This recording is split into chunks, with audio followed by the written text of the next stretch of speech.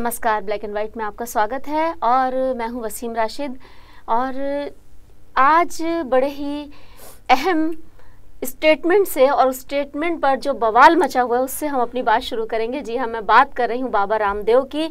बाबा रामदेव कहीं ना कहीं किसी न किसी तरीके से न्यूज़ में हमेशा रहते हैं और अब उन्होंने एक बड़ी ही अहम स्टेटमेंट दी है और उसमें उन्होंने कहा है कि जितने भी पार्लियामेंट में सांसद हैं, कुछ, सब नहीं लेकिन कुछ उसमें डकैत और कातिल बैठे हुए हैं। और उनकी इस स्टेटमेंट पर, उनके इस बयान पर पार्लियामेंट में तकरीबन बहुत सारे लोगों ने इसकी निंदा की है। तो आइए चलते हैं डॉक्टर मनीष की तरफ और देखते हैं कि क्या कहते हैं डॉक्टर मनीष। बाबा रामदेव को किस हद तक सही साबित करते हैं और बाबा रामदेव जो बात कह रहे हैं किस हद तक सच्चाई है इस बात पे। जी डॉक्टर मनीष, हम अपनी बात वहीं से शुरू करेंगे। बात बहुत ही सिंपल सी है जी कि बाबा रामदेव के बयान को लेकर बवाला मचा हुआ है। जी, सांसदों को लग रहा है कि ऐसे कैसे कह दिया। लालू प्रसाद यादव ने तो उनको मेंटल भी कह दिया है कि वो मेंटल हैं और पागल, इसलिए उन्होंने ऐसा बयान दिया है। इसमें सिर्फ एक बात समझने की है, बाकी चीजों पे हम आएंगे कि जो विरोध स्वयं ये सांसद कर रहे हैं, अगर देश की जनता बाबा रामदेव को गलत कहती जी, तब तो इन नेताओं की जय जयकार होनी चाहिए थी, तब इनकी बातों को सच माना जा सकता था, तब हम ये कह सकते थे कि सांसदों के बारे में ऐसा बोलना डेमोक्रेसी के लिए, हमारी संसद की गरिमा के खिलाफ, और जो बातें ये लोग, नेता लोग जो कह रहे हैं उसको हम सच मानते हैं। समस्या क्या है कि चाहे वो ओमपुरी हो, चाहे वो अरविंद केजरीवाल हो, चाहे वो अन्ना हजारे जी हो या फिर बाबा रामदेव हो, ये जो कह रहे हैं, जनता कह रही है कि ये बिल्कुल सही कह रहे हैं। ये जो आपका कहने का मतलब ये पब्लिक ओपिनियन बहुत मानी रखती है इस अगर आप राजनीति कर रहे हैं, डेमोक्रेसी है, डेमोक्रेसी में जनता की राय जो है वो सर्वोपरि है। अगर किसी ने कोई कंट्रोवर्सी, कोई बात कही, गलत और सही का फैसला कैसे हो? जो लोगों के ऊपर आरोप लग रहे हैं वो गलत सही का फैसला करेंगे या प्रजातंत्र में पब्लिक ओपिनियन? तो पब्लिक ओपिनियन तो यही है जो बाबा रामदेव ने कहा है कि ये लुटेरे हैं। लुटेरे क्यों हैं? क्योंकि आप देखिए, आपके संसद में आपके मुख्यमंत्रियों के ऊपर, आपके मंत्रियों के ऊपर, आपके सांसदों के ऊपर, जो सांसद, जिस संसद के अंदर पैसे लेकर के लोग सवाल पूछते हों, उस संसद की गरिमा की चिंता इन सांसदों को होना चाहिए। जिस संसद के अंदर आपके लोग जज बनाने के लिए ऐसे ऐसे काम करते हैं और उनको आप निकाल के बाहर नहीं करते हैं, तो वैसे संसद की चिंता इन सांसदों को करनी चाहिए। वैसे लोगों के जिनके ऊपर करोड़ों अरबों रुपए घपला करने की, स्कैम करने का आरोप जिनके ऊपर है, वैसे सांसदों को आप पार्लियामेंट के अंदर बैठने देते हो, उनके ऊपर कार्रवाई नहीं करते। तो ऐसे इन सांसदों को अगर संसद की गरिमा, क्योंकि ये तो नॉर्मल सी बात है, संसद की गरिमा किसमें है, मैं उस पर आऊंगा कि तब मैं कहता कि भाई ये बाबा रामदेव या अन्ना हजारे जी या अरविंद केजरीवाल जी वो गलत कह रहे हैं कि अगर संसद अपना काम करती। गरीबों को लेकर आपने पिछले 5 साल 10 साल में कब आपने गहन चिंतन, डिबेट देखा है? गरीबों की समस्याओं को लेकर, लेबरर्स की समस्याओं को लेकर, जो गांव में लोग जो नरक की जिंदगी जी रहे हैं उनकी समस्याओं को लेकर कब आपने सीरियस डिबेट देखा है? खाना पूर्ति। और जब इन सब मुद्दों के ऊपर देश की जनता, गरीब जनता के ऊपर जब बहस होती है तो पार्लियामेंट खाली होता है। आप राजनीति करने से बाज नहीं आते। आप मुद्दों को जो है, जो संसद की गरिमा तभी है जब देश की जनता को ये लगे कि ये संसद हमारी है। और ये कब लगेगी कि ये हमारी है? जब संसद के अंदर देश की जनता की समस्याओं, उनकी खुशी, उनकी आशाओं के अनुरूप संसद के अंदर में बहस हो, संसद के अंदर में कानून बने। आप तो कानून बनाते हो एफडीआई लाने के लिए। सरकार जो ये इस बात से लड़ रही है, सुप्रीम कोर्ट से लड़ जाते हैं आप।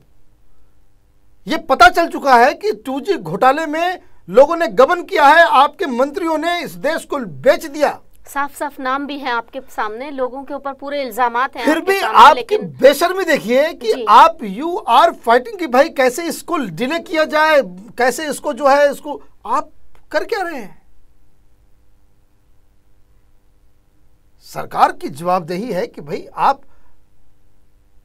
विपक्ष वालों को दिक्कत हो जाता है। कीर्ति जायसवाल साहब कुछ कुछ बोल रहे हैं, भारतीय जनता पार्टी के, सीपीएम के, जेडीयू के लोग बाबा रामदेव के खिलाफ जो है वो आग उगल रहे हैं। सरकार तो सरकार, विपक्ष भी अपना काम नहीं कर रही है। असल में डॉक्टर मनीष, एक बात ये है, मैं ये देख रही हूँ कि जैसे अन्ना हजारे और उनकी टीम है, जैसे बाबा रामदेव हैं, यही लोग ऐसे हैं जो पूरी तरीके से करप्शन और इसके खिलाफ आवाज़ उठा रहे हैं, महंगाई, भ्रष्टाचार, इस सब के खिलाफ। होता क्या है, पब्लिक इनके साथ है और इन सांसदों को, इन पॉलिटिशियंस को भी पता है कि पब्लिक ओपिनियन जो है डेमोक्रेसी में बड़ी मानी रखती है और वो इनके साथ है। लेकिन उसके बावजूद कहीं ना कहीं से कुछ ना कुछ ऐसी चीज़ें निकाल लाते हैं कि कभी अन्ना की टीम पे शक का दायरा ला देते हैं, कभी बाबा रामदेव की संपत्ति पे दावा वो लगा देते हैं, कोई ना कोई। वो एक खेल है, वो मुद्दा अलग है जी। इससे क्या होता है, सरकार जो है बाबा रामदेव के ऊपर सवाल उठा दिए जी। सरकार जो है वो किरण बेदी के ऊपर, वो एयर टिकट किसके पास, केजरीवाल के ऊपर लगा दिया, सबके ऊपर लगा दिया। हाँ। आपने फिर उनको जो है अन्ना हजारे को आर्मी का भगोड़ा साबित कर दिया। अन्ना हजारे को आप, मनीष तिवारी जो है सर से लेके पांव तक भ्रष्ट बता रहे थे। बिल्कुल। फिर वही 4 मंत्रियों को भेज के उन बाबा रामदेव के साथ जो बाबा रामदेव को ठग बता रहे थे।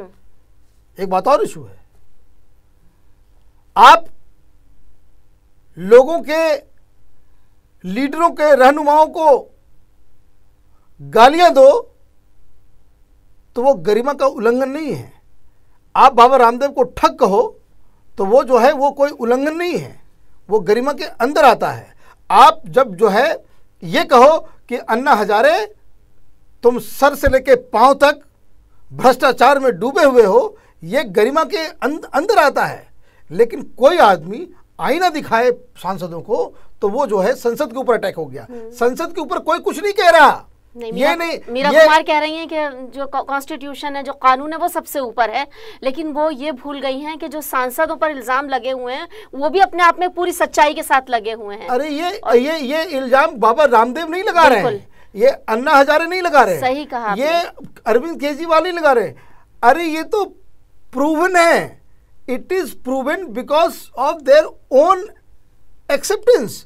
इन्होंने इलेक्शन कमीशन के सामने जो एफिडेविट जमा किए हैं उनमें से 162 ऐसे लोग हैं जिन्होंने ये कबूल किया है कि हमारे ऊपर लूट, हमारे ऊपर चोरी, हमारे ऊपर डकैती, हमारे ऊपर मर्डर, हमारे ऊपर सरकारी चीज़ों को तहस नहस तोड़ फोड़ मचाने का केस चल रहा है। कुछ तो बहुत ही शर्मनाक केसेस भी हैं। तो आप ये कोई नई बात ही थोड़ी कह रहे हैं। बिल्कुल, it is from their own acceptance. उनके एफिडेविट में जो उन्होंने चुनाव लड़ने से पहले जमा किया। अब सवाल ये है कि ये पॉलिटिकल पार्टीज क्यों चिल्ला रही हैं। आप लुटेरों को, आप जो है क्रिमिनल बैकग्राउंड हिस्ट्री सीटर्स को आप टिकट दोगे, पार्टी में उसको जो है महत्व दोगे और पार्टी को जो है पावरफुल बनाने के लिए आप ये सब हथकंडे अपनाओगे। मसल पावर और मनी पावर के जरिए जो है आप इस पूरे हिंदुस्तान के पॉलिटिकल कल्चर को आपने जो बर्बाद कर दिया। और कोई व्यक्ति आज के डेट में इस डेमोक्रेसी में, महात्मा गांधी ने क्या इसीलिए इस देश को इस ढंग से आज़ाद करवाया था कि अगर आप गरीब हैं तो आप चुनाव के पूरे प्रोसेस से बाहर चले जाएंगे। अगर आप गरीब हैं तो यही सबसे बड़ा आपका अभिशाप होगा, आप कभी पार्लियामेंट जा ही नहीं सकते। आज इस देश के अंदर में कौन सा जो करोड़ रुपया खर्च नहीं करे वो कैसे पहुंच सकता है पार्लियामेंट के अंदर। यही आपकी डेमोक्रेसी। और उसके बाद आप गरिमा की बात करेंगे तो वो गरिमा जो है ये बड़ा ही सब्जेक्टिव टर्म है। और एक चीज डिफरेंशिएट करने वाली की कुछ जो कंफ्यूजन है, कुछ लोग हिंदुस्तान भी देश ऐसा है। बस मैं एक बात कहना चाहूँगी डॉक्टर मनीष के, इसमें एक हंसी का तो खैर कोई मकसद नहीं है इसमें, लेकिन एक बात ये ज़रूर है कि जो जनता नहीं कह पाती, बेचारी जनता कहाँ कह पाएगी का, उसको तो रोजी रोटी के चक्कर में इतना उलझा दिया है। वो कम से कम बाबा रामदेव और अन्ना हजारे और उनकी टीम और दूसरे इस तरीके के लोग कम से कम वो तो कह पाते हैं। कहने का मकसद ये कि सांसदों को ये सोचना चाहिए कि पब्लिक की आवाज़ उनके पास आ रही है, वो खुद तो नहीं आ सकते, इनके जरिए ये कह नहीं पा रहे। मैं दूसरी बात कह रहा था, मैं ये कह रहा था कि आपने संसद को एक ऐसा टूल बना दिया है, आपने राजनीति को एक ऐसा मशीन में कन्वर्ट कर दिया है जिसका काम पैसा उगलना हो गया। माने it is not something that you want to do some social work, you want to work for the poor of this country. आप यहां पे समानता, सामाजिक विकास लाने के लिए अब राजनीति में कोई नहीं जा रहा। आपका मकसद अपने परिवार वालों को, अपने बेटे को, अपने नाती को, अपनी नतनी को, अपनी बहन को जमीन दिलवाने, ठेका दिलवाने, मतलब एक बार पॉलिटिक्स में एंट्री हुई, वारे नहीं आ रहे हैं फिर आपके जो है आप it's like a business, you have converted this whole exercise into a business. ये बात तो सरकार को करनी चाहिए कि अगर इस सरकार में दम है, इस पॉलिटिकल पार्टी में जरा सा भी ईमानदारी है, एक व्हाइट पेपर निकलना चाहिए इस देश के अंदर में कि जितने सांसद हैं, न सिर्फ उनके परिवार, उनके बाल बच्चे, वो क्या कर रहे हैं, कहां कर रहे हैं, कहां पढ़ाई कर रहे हैं, कहां से पैसा आ रहा है। Why not? अगर आप कहते हो कि भाई वो लुटेरे नहीं हैं, तो आपके ऊपर एकदम बिल्कुल जांच करवा के इंडिपेंडेंट, आप तो एफिडेविट जमा कर रहे हो, एफिडेविट में भी घोलमाल होता है, आप छुपा के चले जाते हो। इन लोगों की बकायदा जांच होकर के ये पता, अगर आप ईमानदार हो तो, और आप ये कहोगे कि भाई वकील ऐसे कर रहे हैं, डॉक्टर्स कमा रहे हैं, ये कमा रहे हैं, वो कमा रहे हैं, सारे लोग जो है पैसा कमा रहे हैं, एमपीज क्यों नहीं कमाएंगे, उनके बच्चे विदेश क्यों नहीं जाएंगे? जाएंगे, जरूर जाएंगे। लेकिन फिर आपके ऊपर जब इल्जाम लगे तो आप ये मत कहो कि ये जो है संसद पे हमला है। ये वैसा ही लॉजिक है जैसे कुछ लोगों को लगता है कि भाई सांसदों के बारे में कम से कम ऐसा नहीं बोलना चाहिए। ये थोड़ा सा गड़बड़ है। ये हिंदुस्तान बहुत संतोषी देश है, हमारे अंदर जो है गर्व, आत्मसम्मान हिंदुस्तानियों के ऊपर थोड़ा सा कम असर करता है, बहुत संतोष है लोगों को। इसलिए जब नेता चुन लेते हैं तो बहुत लोग हमारे देश में इस प्रोग्राम को देखने वाले बहुत सारे लोग ये कहेंगे कि नहीं सांसदों को ऐसा नहीं बोलना चाहिए। तो बाबा रामदेव थोड़ा ज़्यादा बोल गए, ओमपुरी थोड़ा ज़्यादा बोल गए, अरविंद केजरीवाल एकदम बिल्कुल जो है वो सांसदों के पीछे पड़े हुए हैं। वो इस तरह से उनका मिजाज है। मैं ये कह रहा हूं ये लॉजिक जो है ये वैसा ही लॉजिक है कि मनु सिंघवी साहब को आपने पकड़ा और मनु सिंघवी साहब को आप अगर कुछ कह रहे हो तो मनु सिंघवी साहब ये कहेंगे कि हमारे ऊपर सवाल उठाने वाले लोग हिंदुस्तान की न्यायपालिका के ऊपर सवाल उठा रहे हैं। कोई जज किसी करप्शन में पकड़ा जाता है, उसको अगर उसके ऊपर आरोप लगते हैं और कोई व्यक्ति उसके खिलाफ कुछ कमेंट करता है, बताता है कि भाई फला जज जो है वो पैसे लेकर के ये काम कर रहा था और इस तरह से प्रूव होता है, जैसे पिछले बार बहुत सारे जगहों पे हुआ है, तो लोग ये कहें कि भाई ये जज नहीं, ये सुप्रीम कोर्ट के ऊपर जो है उसकी गरिमा, न्यायपालिका की गरिमा, उनकी उसकी इज्जत, उसके इंडिपेंडेंस के ऊपर जो है हमला है, तो ये लॉजिक नहीं चलेगा। इसलिए पहली चीज कि ये जो आरोप बाबा रामदेव लगा रहे हैं, ये जो आरोप अरविंद केजरीवाल लगा रहे हैं, वो बात जो कह रहे हैं, एक तो वो सच बोल रहे हैं और दूसरी बात वो एमपीज के बारे में बोल रहे हैं, ना कि संसद पे हमला कर रहे हैं। बिल्कुल संसद के प्रति चिंता है देश की जनता को, बाबा रामदेव को, अन्ना हजारे को, अरविंद केजरीवाल जी को। इसलिए वो इस तरह के आरोप लगाते हैं कि भाई आप लोग इस संसद के अंदर ये जो है हिंदुस्तान की सबसे बड़ी पंचायत है और सबसे हिंदुस्तान के जितने भी इंस्टीट्यूशंस हैं उसका सिरमौर है ये, इसको गंदा मत करो, यहाँ लुटेरे मत भेजो, यहाँ बलात्कारी मत भेजो, यहाँ जो है घूसखोर और घपलेबाजों को मत भेजो, घोटालेबाजों को यहां से बाहर करो, कि ये तो उनकी चिंता है। पॉलिटिकल पार्टीज को इस पे इंट्रोस्पेक्ट करना चाहिए। डॉक्टर मनीष, याद कीजिए 5 स्टेट्स का जब इलेक्शन था तो उस दौरान हम जब अपना ये प्रोग्राम कर रहे थे तो हमने पूरी बाकायदा इलेक्शन न्यूज़ लाइन में लिस्ट दे रहे थे, हम डेली लिस्ट दे रहे थे कि जो जिन जिन को वो दिए गए हैं, टिकट्स दिए गए हैं, कितना शर्मनाक था।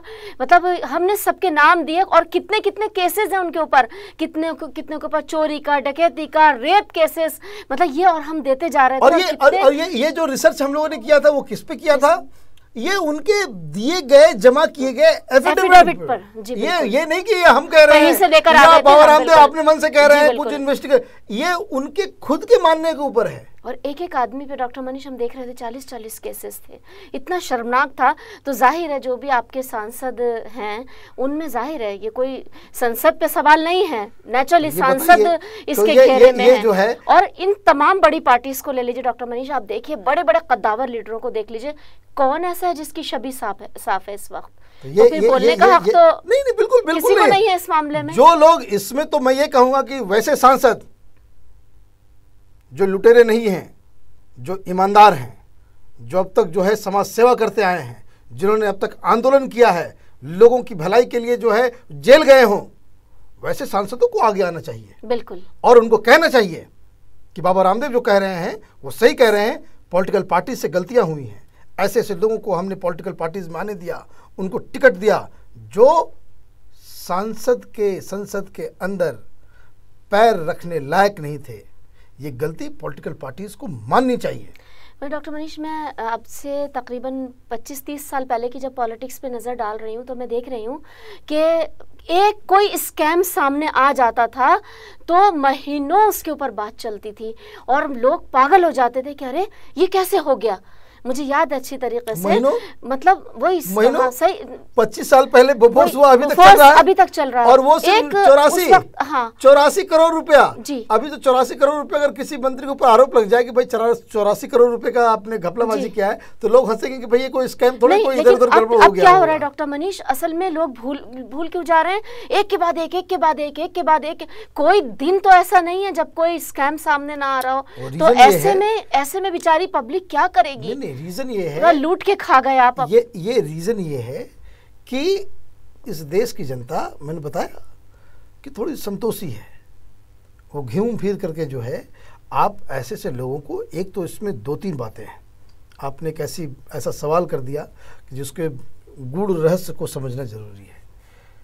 इसमें दोषी जो है ये पॉलिटिकल पार्टीज हैं और ये घराने हैं। इन लोगों का बस चलेगा, इस हिंदुस्तान को वो पाकिस्तान में बदल देंगे।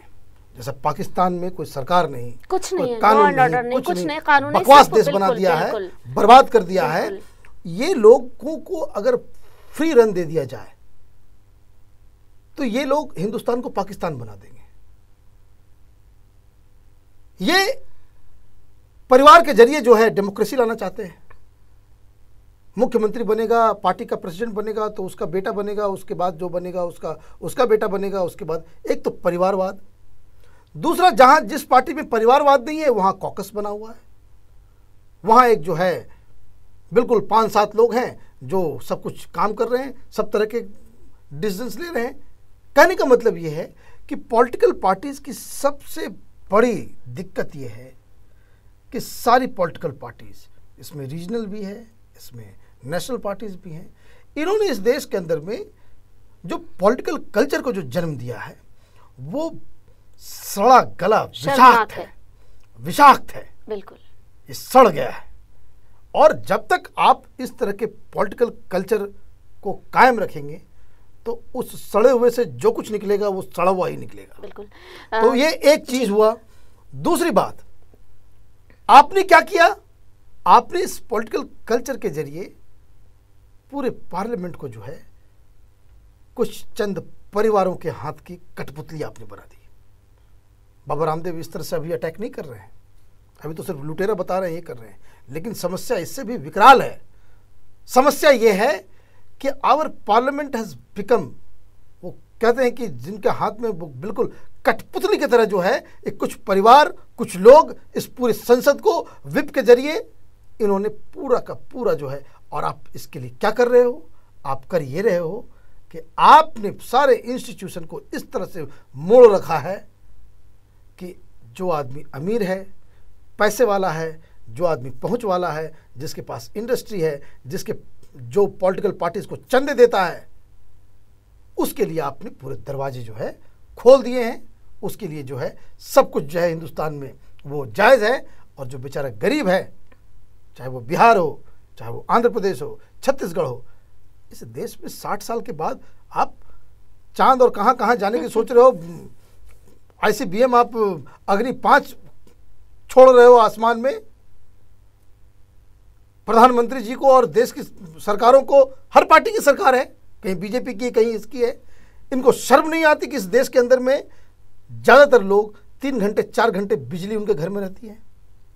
और डॉक्टर मनीष, शहरों की बात तो छोड़ दीजिए, गांव में तो बेचारों को बिजली नसीब हाँ, ही नहीं होती। पीने का पानी नहीं है, बिजली नहीं है, सड़क नहीं है, हॉस्पिटल नहीं है, आप कर क्या रहे हो? अब गर्मी में आप देखिए कितने कितने लोग बेचारे लू से, गर्मी से, दवाइयों के ना होने से बीमारियां कैसी फैलती हैं, मर जाते हैं। गर्मी तो एक अजाब लेकर आती है। ये तो बाबा रामदेव ने कहा सिर्फ कि लुटेरे हैं।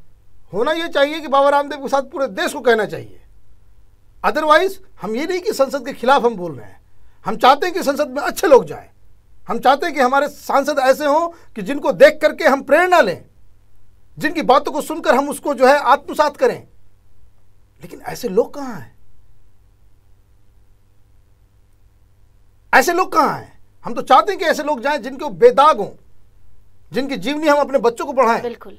टीवी पे उनको देखें तो उनको हम अपने बच्चों को कहों कि देखो ये इनको ध्यान से देखो, ऐसा ही बड़ा होकर बनना। आजकल आज की तारीख में कोई ऐसा बड़ा लीडर नहीं है जिसकी आप जब नहीं बन सकते तो आज इस देश मिसाल में जो है ये कहना चाहिए बाबा रामदेव को, अन्ना हजारे को, अरविंद केजरीवाल को ये अपील करना चाहिए कि हर जगह ये पोस्टर लगा देना चाहिए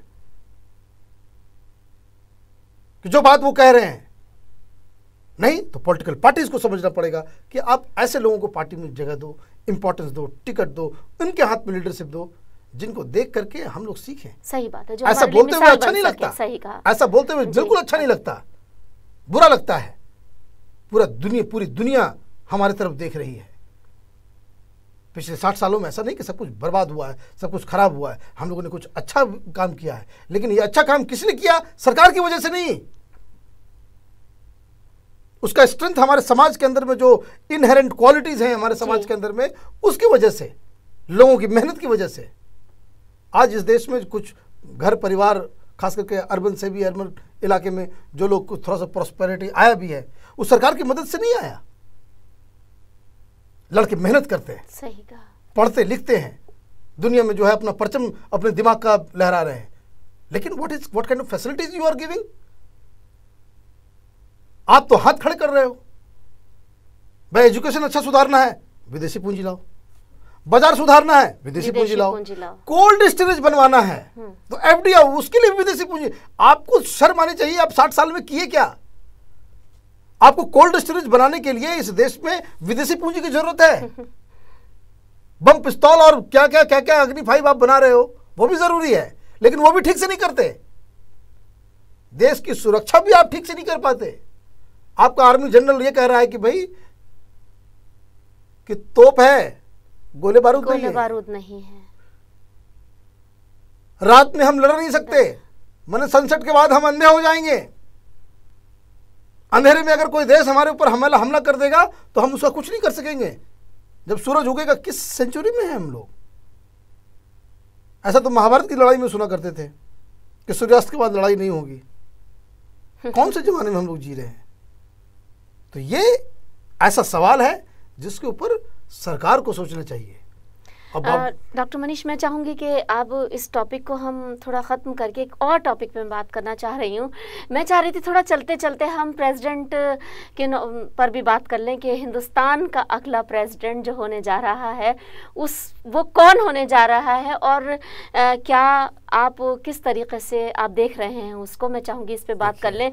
देखिए कितने सारे नाम हैं, अब सभी नामों को तो मैं गिनाऊंगी नहीं, लेकिन जो ख़ास नाम है, जाहिर है वाइस प्रेसिडेंट हामिद अंसारी का नाम आ रहा है, एपीजे अब्दुल कलाम आज़ाद को फिर से बनाने का नाम आ रहा है, और प्रणब मुखर्जी का नाम भी था जो उन्होंने विड्रॉ कर लिया है, लेकिन एक और नया नाम सामने आ गया है chief election commissioner SY Qureshi साहब का। तो मैं चाहूंगी कि थोड़ा सा हम इस पे बात करते हुए चलें। कहने का मतलब ये और कि कंसेंसस नहीं है जी कि अगला प्रेसिडेंट कौन होगा जी। ये पॉलिटिकल पार्टीज के बीच में कंसेंसस नहीं है। तो इससे एक बहुत ही शर्मनाक सवाल उठता है, इतने बड़े देश में क्या ये संसद की गरिमा को लेकर चिल्लाने वाले पॉलिटिकल पार्टीज, बाबा रामदेव और अन्ना हजारे के ऊपर हमला करने वाले ये पॉलिटिकल पार्टीज, आपको इस पूरे देश में एक व्यक्ति भी ऐसा नजर नहीं आ रहा है कि जो प्रेसिडेंट बनने के लिए सुटेबल हो? और ईमानदारी से मैं कहता हूं, बहुत दुख के साथ, कि जिस कुर्सी पे राजेंद्र प्रसाद और राधा कृष्णन जैसे लोग बैठे हों, उसके लिए आप ऐसे ऐसे बौने किस्म के लोगों के नाम आगे कर रहे हो, जो इस पूरे इंस्टीट्यूशन को जो है, प्रेसिडेंट्स के नाम तो वो थे जिन्होंने तारीख बनाई है। आप ये बताइए, आज हम अपने बच्चों को कम से कम उनके बारे में फख्र से बताते हैं। ये दुख के साथ कहना पड़ रहा है। ये सही कहा आपने कि आप कैसे कैसे नाम सामने लेकर के आ रहे हो। लुक एट दिस, ये है, ये असल में संसद की गरिमा का उल्लंघन है। ये है संसद की गरिमा पर हमला।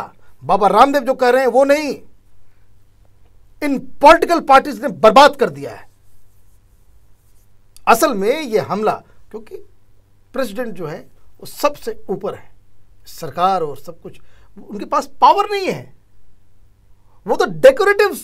हाँ, बट ये जब हम कहते हैं कि citizen, but still he should be very dynamic. मैं ये कह रहा हूं, हाँ, जब डेकोरेटिव है जी, आपका जो सबसे ज्यादा डेकोरेटेड आदमी होना चाहिए, उसके लिए आप कैसे कैसे नाम मार रहे हो? वो ऐसा होना चाहिए कि जिसपे कहीं से भी कोई आप उस पर उंगली ना उठा सकें, और वो आपके लिए बेस्ट पर्सन होना चाहिए। देखिए, अभी जो पिछला सेशन जो अभी जो राष्ट्रपति जी हैं प्रतिभा पाटिल जी, कैसे कैसे काम हो रहे हैं।